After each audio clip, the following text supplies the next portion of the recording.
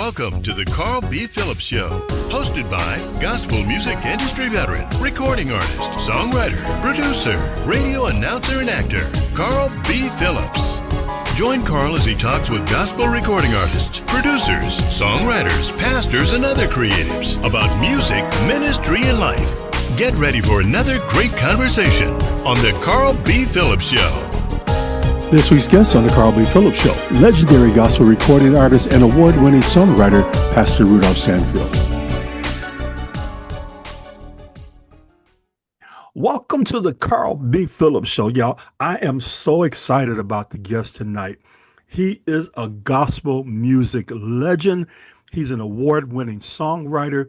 Whenever he sits at a keyboard or an organ, musicians break out their phones so they can record him and watch him, and they just want to be like him. He has worked with the legendary artists, including Aretha Franklin, Thomas Whitfield, Keith Pringle, James Moore, the Michael Fletcher Chorale, and so many others. He is a pastor and the founder of the singing group New Revelation. Please help me welcome my friend, my brother, Pastor Rudolph Stanfield Jr. Thank you. Thank you so much, my dear brother and dear friend, Dr. Carl B. Phillips. It's a pleasure to be here with you, man. And God has been good to not only myself, but as I can see and the people on this podcast and see, God has been good to you as well. Most definitely. As the song said, when I look back over my life and I think things over, I got a testimony about how good God has been. Absolutely. Absolutely. Now, as I told you, I'm going to do icebreaker questions, and these are some random questions. If you could hang out with any cartoon character, who would it be and why? If I can hang out with any cartoon character, who would it be? And why? I think it would be with possibly Mr. Magoo. Oh, you went way back.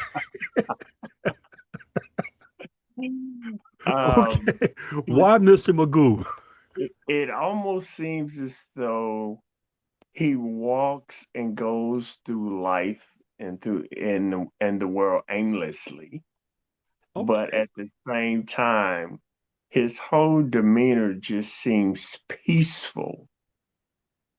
And even in the midst of trouble, it doesn't seem like the trouble with him, because he always has a smile on his face, and he's almost oblivious to all of the things that's going on around him. But at the same time, at the end of the cartoon, it all comes together for his good. Now, that's pastor right there. You took a cartoon and tied it to a scripture. Okay, that's an original one. That's the preacher in you.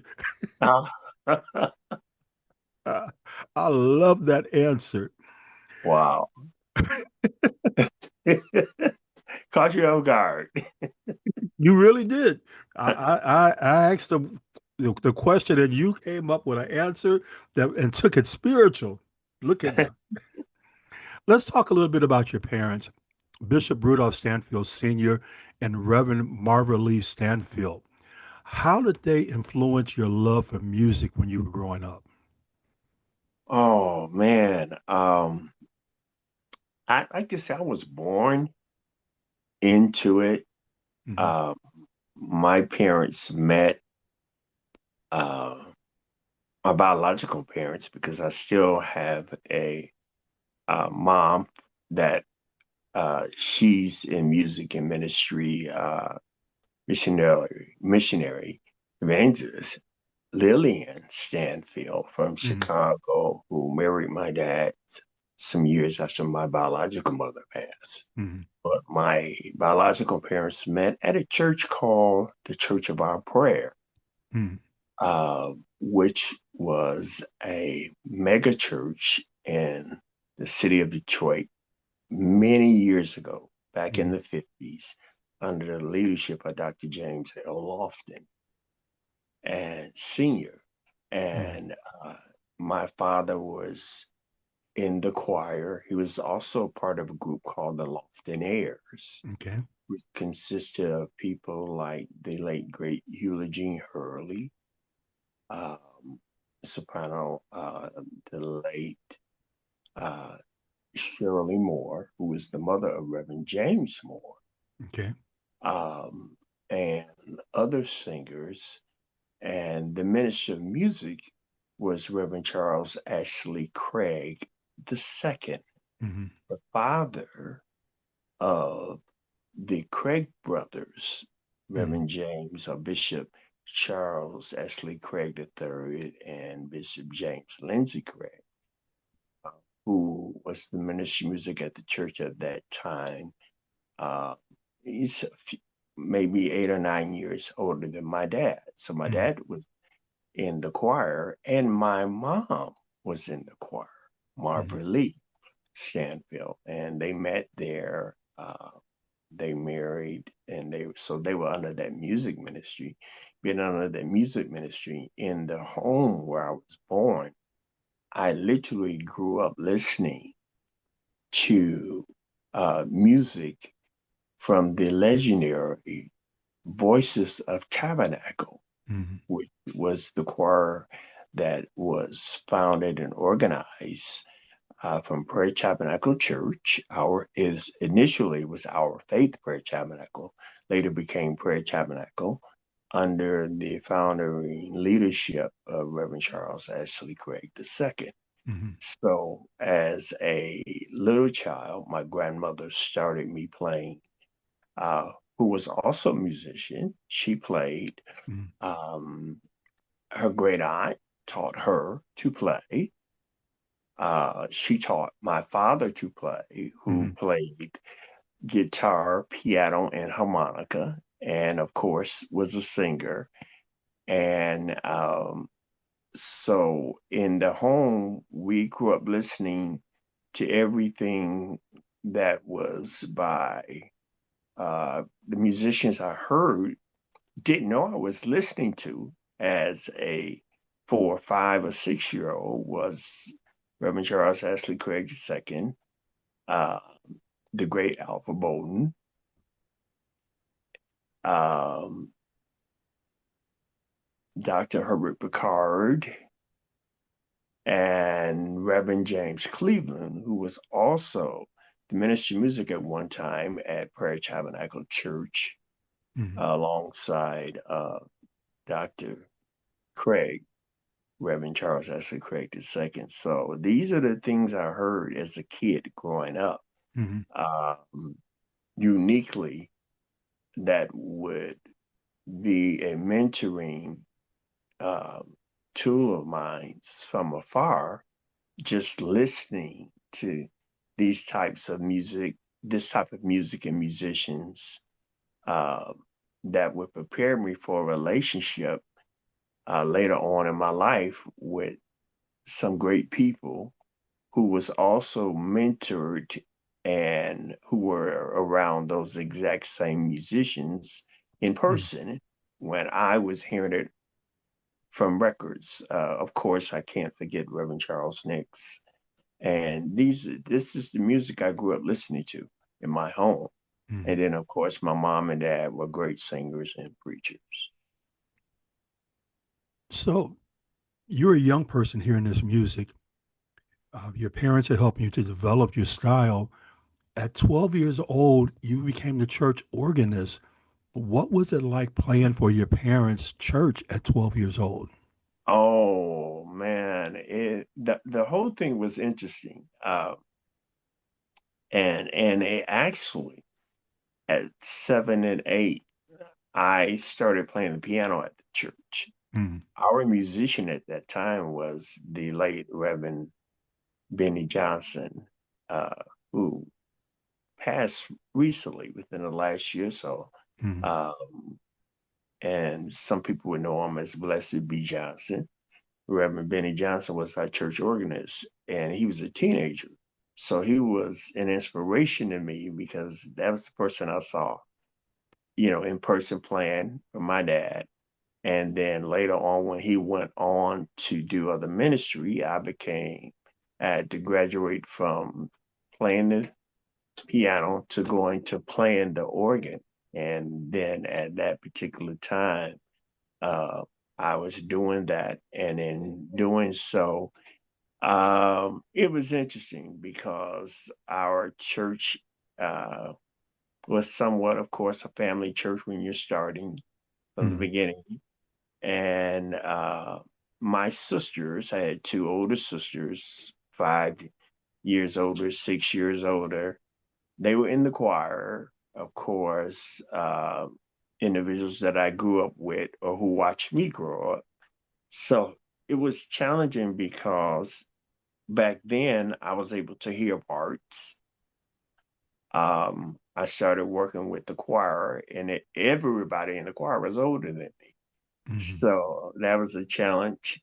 Uh, it was very interesting. I remember my mom coming to rehearsal, and of course, she called me Junior.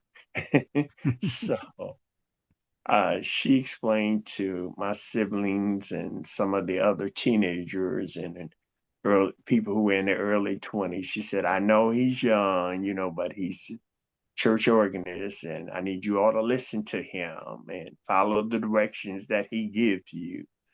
And that became my training tool for teaching parts. And of course, somewhere in that, I started um, having ideas where I could would try to write uh, songs. Didn't know really, what I was doing exactly, but I was giving it a try. Interesting enough, one time at our service, and I was still around 12 years old, Mm. and I looked up, and in the door came these two people, and they sat in the back of the church, and they were just smiling, and I didn't know who they were, and the two individuals that came in, one of them, uh, I think he looked over to his wife and said, "That young man is going to be a great musician one day. He's Wow. really going to do something really nice." And later on, I found out that those two individuals, was the late Bishop, Reverend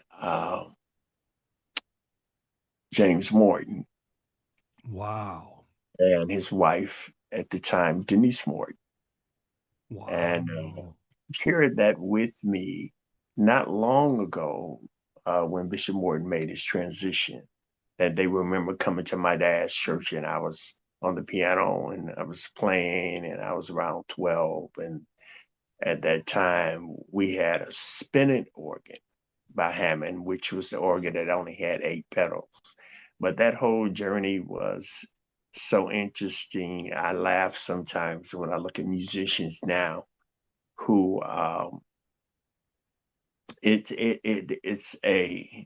has become a not just a ministry but a form of business, um, and a lot of people live by that, in which God has blessed them to be able to do, uh, some naturally, Mm. some taught, uh, a lot by inspiration, and they, in this day and time, musicians, is not uncommon for them to receive a salary from the church. Uh, my salary at a young age, up until the time I was 15, how about this? Uh, when I turned 12 and became the full organist, my salary was $5 a week. Wow. A week. I can't So, make this h- up. how many services did you Wait, play in a week? it gets better. It was the one service, Okay. the choir rehearsal, but the other benefits was that I was living in my dad's home. So it was okay. You live with me. You're going to church is not an option, you know, and you're going to play for the church because we needed musicians. So I was there, and my brother Marvin was Stanfield, who now plays, and he also his son, my nephew, plays Marvin Jr., who's absolutely phenomenal. He really is. And at some point or another, I would love to have him and his cousin, my son Byron Stanfield Sr., to get together and do something together because literally they are phenomenal musicians. Mm. But to make a long story short, my grandfather was the head trustee of the church, Mm. John Stanfield, late John Stanfield. So uh, when I moved from 12 to about 14 or 15, um, they said, we're going to give you a raise. So my grandfather would go in his pocket and unfold this huge wad of money with a rubber band around it and would give me my salary, $5. Then I was told I was going to get a raise. My first raise I got, the next week I got $6.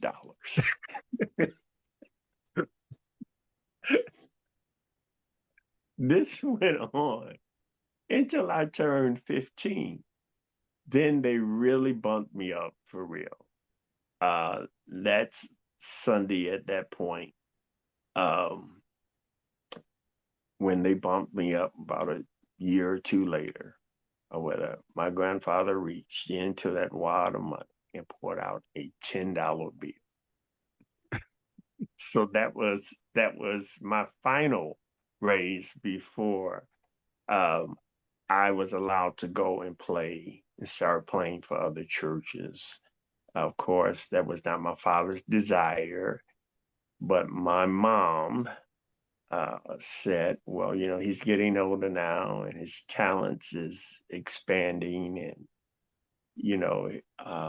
there were things we're not able to do for Mm. him financially at his age. He's desiring more things, and I was still in high school. So, at that point, my mother released me Wow. and said, okay, Junior, you can go, and whenever you can come home, come home, play for service, but we're going to support you 100, 1000%. And that's what they did. My dad did it quietly without any verbal expression. My mother was the verbal expression and said, okay. So that gave me the green light to go out. And it was around about that time, the late Reverend James Marks, the Voices of Heaven, approached my parents about being the musician for his community choir Mm. at that time. And he gave them his word. He said, I'll look out for him as though he's my son.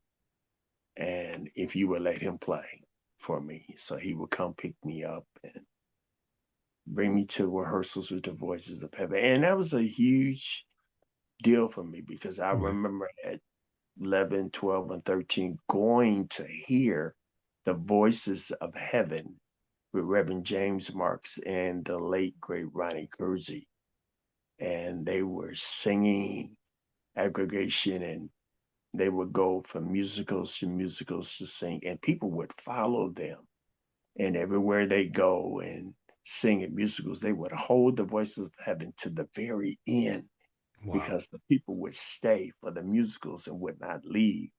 And they had singers, a gentleman named Curtis, um, and uh, and Curtis was a phenomenal singer. They also had a lady named Maureen Cosby, who back then, if we had to put her in uh, a category or a singer of today's caliber, it would be a Tremaine Hawkins.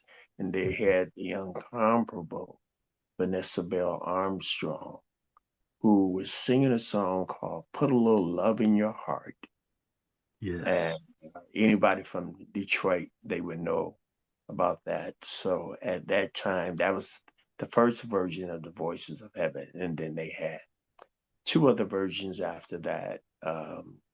Once the choir had gone through some transitions in its personnel. And I think around the third version of it, which it was Reverend Marks at that time by himself, is when he reached for me, and I was still in high school at McKenzie High School in Detroit, and the rest of it is it became a great history. I had the opportunity to do my first professional recording Right. with Reverend James Marks and the Voices of Heaven. And it was a project called Say a Little Prayer for Me. Mm-hmm. And And I was and for that 14 project, years. because you're all in my questions, so I'm gonna ask the question. For the Say a Little Prayer for Me project, you wrote "That's What He Means to Me" and "Rock Me Softly." What was It was supposed to be Rock Me Safely Through. "Rock Me And Safely Through"? and the record company put softly on it, but it was supposed to be Rock Me Safely Through. Of course, being a preacher now, it made me think about what happened when you talk about back then. I was thinking as what a parent does Mm, with a child when you get a child and you rock the child. Um, and you're saying, well, what does that have to do with safely rocking? That whatever I was going to go through at that time in my mind, I was like, if God is holding me and God is rocking me, you know, I want to be safe going through whatever I'm going through. right. Of course, much older now, I understand if I attached it, as you would say, the preacher in me, to a biblical story, I would go to Mephibosheth, Mm, who actually ended up being um, crippled by no means of his own, mm, but it was at a time when uh, he felt his caregiver or the housekeeper, the person that was caring for him, was carrying him supposedly to a place of safety because at that time there was a war going on and the situation with his grandfather Saul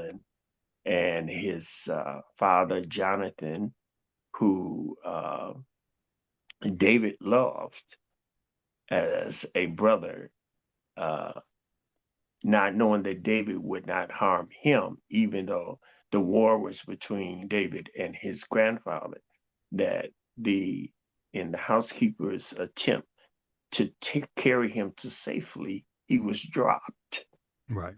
which initially caused him to be crippled. And sometimes, if I can connect it now, life drops us, and it's not necessarily a fault of yours. And it's not always by your enemies. Sometimes the people that are caring for you mistakenly, sometimes they drop the ball and you get hurt Right. and things happen. Life can take you on interesting journeys. My pastor preached a sermon off of that. Don't drop the baby. Off of Oh that. wow. Okay. Yeah. Yeah. That's it. And when my father made his transition uh, in 2016, um, he had developed a crippling disease in his legs, and it was something that the doctors could not determine exactly what was going on. It Mm, was not diabetes, it was not cancer, but it was a form of a flesh-eating disease that caused them to want to amputate one of his ankles. Mhm. And he looked at me and he said, "Son, whatever you do, don't let them cut on me." He said, "They don't know what's wrong with me. They don't know what's going on with me." And he said, "And if they cut on me," he said, "they will continue to cut on me if they don't know what's going on." And we were called to the hospital for a consultation with his doctor, and they were saying that what was going on in him, that whatever the disease was, it was uh, real bad in his left foot. And they said, well, we got about a week or two to decide what to do about it because they wanted to take that particular foot.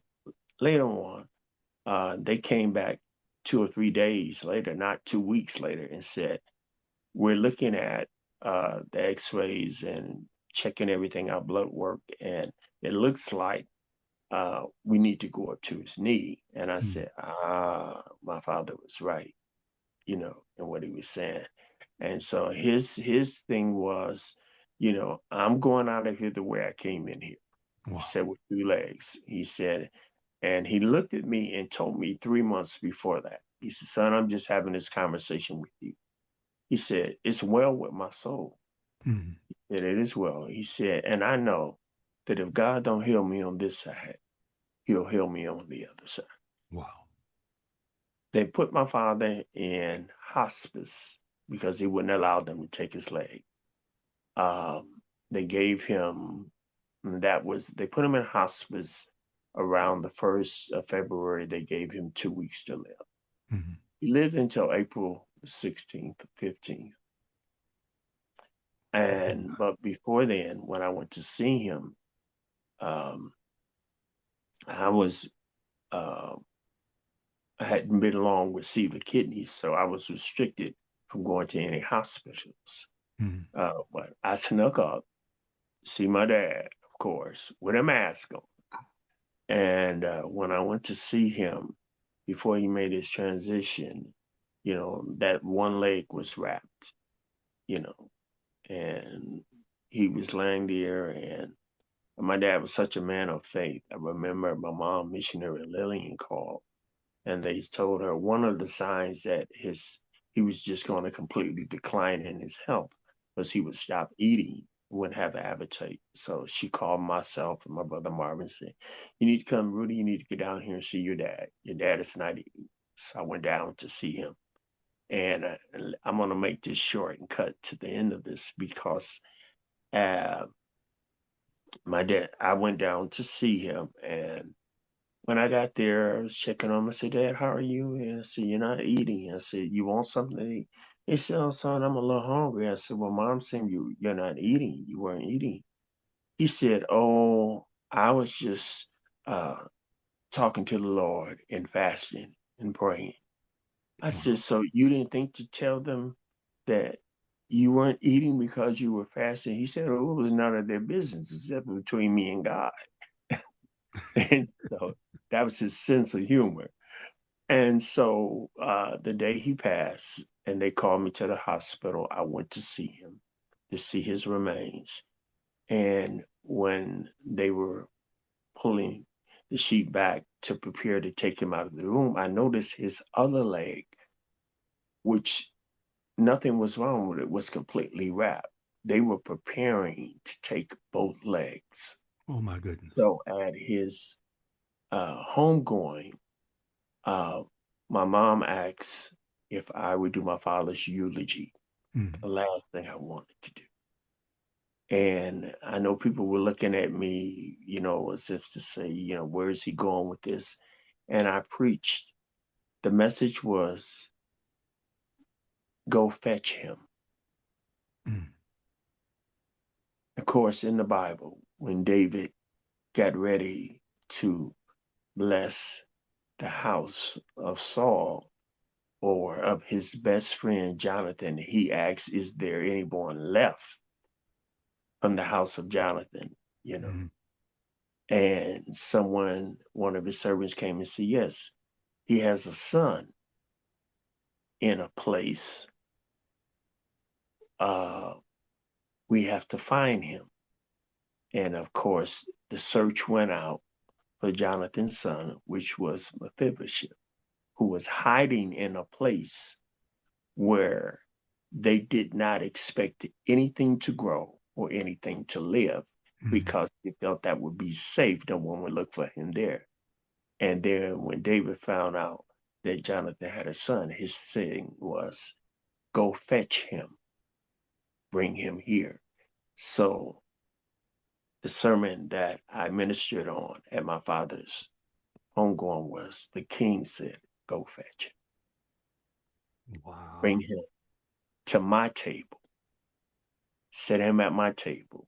And the servants, of course, everyone knows that went to get him became his servants, and they were given the command to serve Mephibosheth for the remaining of his days. He would never have to worry about being crippled and not having to walk or being able to walk. They would carry him and sit him at the king's table. Of course, when being seated at the king's table, you could not see his disabilities or his being unable to walk because the table was covered. Not only was it prepared as a banquet and a feast, but you could not see his shortcomings or inabilities or inequities. So that's tied to my Mephibosheth story. So you are giving some sermons tonight. Oh man, The preacher in you is coming so out. that's just So speaking of the preacher in you, 2001, you yes, founded Pentecostal Life and Praise Church of God in Christ. yeah. Why did you decide to follow in your parents' footsteps and start pastoring? Oh, that was somewhat a kicking and screaming situation. Mm, Um, the group that I had founded, also New Revelations, they always would say I would bootleg preach in rehearsal, you know. Um, but I ended up being in a situation where God dropped that into my heart. Um, as a matter of fact, just going in that direction to preach, mm, period. Um, it was not actually a desire like everyone else, or like not everyone, but a lot of people say, that I always knew I was going to be a preacher and I just wanted to preach or whatever. I saw so much that my father and my mom went through in ministry as pastors, and she was his co-pastor when it wasn't popular. He lost a lot of friends because my mom was his co-pastor, but mm. she was literally a preaching machine, and my dad would preach and my mom would get up in 5 or 10 minutes and just wipe you out. She was of course, I know I love singers, so her voice reminded me very similar to that of the late great Madam Tessie Hill, Mm. but her preaching abilities and skills would be that of the late Bishop, I would say, Alan Locke and Jackie McCullough. She was that kind of preacher.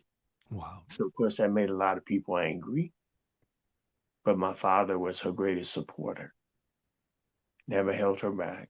Mm. And this was in the 60s. So, you know, I said, I've seen too much, as preachers' kids. We went without when they were supporting others in the ministry, um, making sure they were getting through high school, bus fare and clothing and various different things. Not that we didn't have, Mm. it's just that the abundance that you might be able to get or to receive in your own home, we were always provided for. We Mm. always had, but at the same time, they shared what they had, and sometimes what we had and felt that was ours with the saints. Mm. And so, I wasn't really trying to do all of that. I loved what I was doing musically. And initially, what happened to me was when I was called to do so and to go into the ministry and do this. Um, I was in a place that, of course, running, saying, "No, okay, Lord, is there something else you would like for me to do?" And you can get into a space when God won't say anything to you because He's waiting on you to walk in obedience to the first thing He gave you to Right. do. And the very thing that gave me comfort, which is my place of solace, a place of solitude, a place that I could go and find happiness, place I could depend on to find peace, was music. Mm. When that, when it came to a point that no longer brought me comfort, and I was uncomfortable in the thing that had become my security, Mm. I said, Lord, what is this? And He spoke clearly. When you do what I tell you to do, you'll have comfort and peace again. Wow. And so, in order for me to not be frustrated in the thing that I loved the most was music, and to find that peace again, I had to obey God. And thus, I ended up with the preacher and the pastor, and the pastoring came because I really had a heart for people. A lot of times, and this isn't one of the questions, but when musicians become pastors, sometimes they're challenged in how to balance the musician and the pastoring. Mm-hmm. How did you learn once you've gotten to that comfortable place of pastoring, how to still balance the music? I remembered my father's voice. And when I first started pastoring, he said, "Son, the Lord didn't give you one for you to stop the other." Wow. He said, "This will simply increase and broaden your influence for kingdom ministry. Don't abort one for the other. Combine the two and become a proverbial two-edged sword." That's wisdom. That is wisdom.